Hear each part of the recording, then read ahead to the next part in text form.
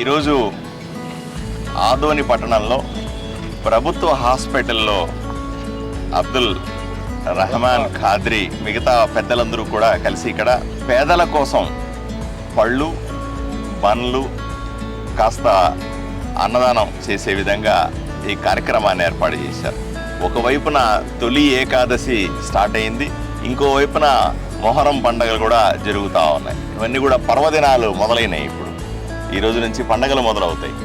ఈ సందర్భంగా పేదలకు ఏదో చేయాలనే కార్యక్రమంతో ఈ హాస్పిటల్ పెట్టారు. చాలా మంచి కార్యక్రమం ఇది.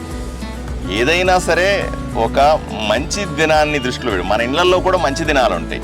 మన పుట్టినరోజులు ఉంటాయి, మన బిడ్డల పుట్టినరోజులు ఉంటాయి, తల్లిదండ్రుల పుట్టినరోజులు ఉంటాయి, తల్లిదండ్రుల దినాలు ఉంటాయి, వాళ్ళ స్మారకాలు ఉంటాయి, లేదా మనకు మరో సందర్భం ఉంటుంది.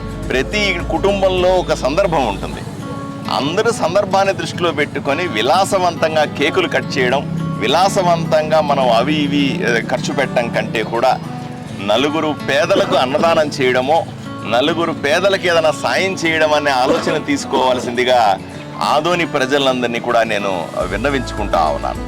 దయచేసి ఆదోనిలో ఆలోచన చేయండి. 2,50,000 మంది ప్రజలు ఉన్నారు. వాళ్ళంతా నా కుటుంబ సభ్యులు.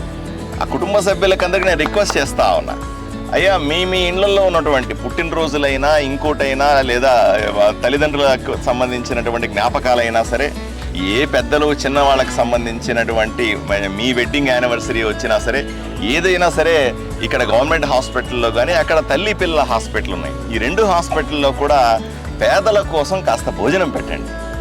మీకు తోచింది పెట్టండి. 100 మందికి మీ శక్తి 50 మందికి ఉంటే 50 మందికి పెట్టండి, 100 మందికి ఉంటే 100 మందికి పెట్టండి.